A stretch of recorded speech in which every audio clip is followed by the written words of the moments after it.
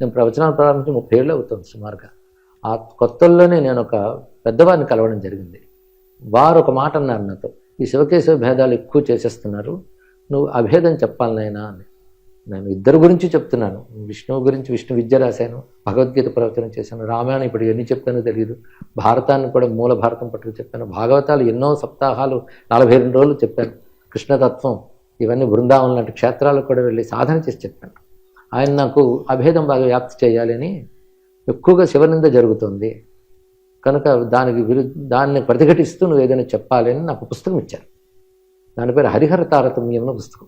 హరిహర తారతమ్యం. అది రచించింది ప్రాచీన హరదత్తాచార్యుల వారని మహానుభావులు రాశారండి. తీస్తే అంటే ఏముందంటే శివుడు గొప్పతనం చెప్తూ విష్ణువుని తోలునాడుతున్నారు ప్రతి శ్లోకంలో.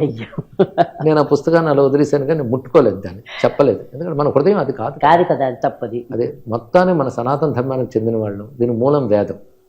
దీని నుంచి మనకి పంచాయతన సిద్ధాంతం ఒకటి ఉంది. అది ఆదిశంకరులు అనుయాయులందరూ చేస్తున్నారంటారు, ఆదిశంకరులు సృష్టించారంటారు. ఆదిశంకరుల సృష్టి కాదు అది. పంచాయతనం అంటే అర్థం ఏంటంటే శివుని, విష్ణువుని, శక్తిని, సూర్యుని, గణపతిని ఐదింటిని ఆరాధించడం పంచాయతనం. ఈ పంచాయతనం వేదంలోనూ ఉన్నాయి, పురాణాలన్నింటిలో ఈ విషయంలో కనబడుతున్నాయి. కానీ హిందువులందరినీ విభాగం చేస్తే 5 అవుతాయి. 5 కలిపి ఉపాసించడానికి పంచాయతనం అంటారు.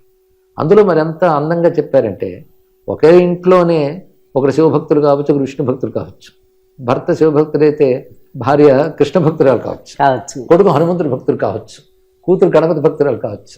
వివేకానంద ఇదే చెప్తాడు, ఈ విభిన్నమైన దేవతలను ఆరాధించే వాళ్ళు ఒకే ఇంట్లోనే కాపురం చేస్తున్నారు, అది సనాతన ధర్మం అంటే అని చెప్పారు. ఎందుకంటే ఆరాధించేది విభిన్న దేవతలు, కానీ ఆరాధన పద్ధతి మాత్రం ఒకటే. వాళ్ళకి హోమాలు, పూజలు వాళ్ళకి ఉన్నాయి, మనకి పూజా పునస్కారాలు అందరికీ ఉన్నాయి కదా. కానీ ఈ పంచాయతన సిద్ధాంతం చాలా విశేషమైనది. అందరూ కూడా గొప్ప విషయం ఏంటంటే, ఇష్టదేవతని మధ్యలో పెట్టుకో, మిగిలిన దేవతను నలుగురిని చుట్టూ పెట్టారు పంచాయతనం. అంతే కదా, హాయిగా. దీన్ని బట్టి శివ పంచాయతనం, విష్ణు పంచాయతనం, రకరకాల 5 పంచాయతనాలు ఏర్పడ్డాయి.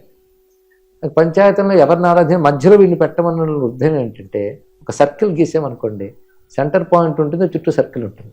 అంటే ఏది బిందువులో ఉంది అదే ప్రధిలో కూడా ఉంది, కలిపి వృత్తంగా చూస్తున్నాం. కానీ ఇష్టదేవతను కేంద్రంగా పెట్టి ఆయన స్వరూపములు మిగిలివన్నీ చూసుకో అనే భావం అందులో కనబడుతుంది. ఎందుకంటే సర్వదేవతాత్మకుడు పరమాత్మ కనుక ఏ దేవతను ఆరాధించినా ఆయన ఆరాధించినట్లే. కానీ ఉపాస్య దేవతలు కొందరు ఉంటారు, మరి కొంతమంది సృష్టిని నిర్వహించే పరమేశ్వర శక్తులు ఉంటారు. ఇంద్రుడు, వరుణుడు, అగ్ని, యముడు ఇలాంటి వాళ్ళందరూ ఒక పద్ధతి. అలాగే శివుడు, విష్ణువు, శక్తి, గణపతి ఉపాస్య దేవతలు అనిపించుకున్నాయి. అయితే ఒకరొక దేవతను ఉపాసన చేసినప్పుడు అదే సర్వస్వం అనిపించి ఇది తప్ప మరేది గొప్పది కాదు అంటుంది. అది లోకంలో కూడా మనం ఎవరైనా గొప్పవాడిని చూసామనుకోండి, ఆ టాలెంట్ చూడగానే నీలాంటి వాడు ఇదివరకు లేడు ఇకపై రాబోడు అని అంటాం. అది మనకు ఆనందంతో కలిగిన ఆవేశమే. కానీ మళ్ళీ ఇదివరకు లేడు ఇప్పుడు రాడని కూడా కాదు కదా. అలాంటి ఒక భక్త్యుద్రేకం వల్ల ఈయనే పరమం మిగిలింది కాదు అన్నప్పుడు వాళ్ళ భక్త్యుద్రేకం అనుకుని నమస్కారం చేయాలి, కానీ అది తప్ప ఇంకోటి కాదు అనడానికి లేదు.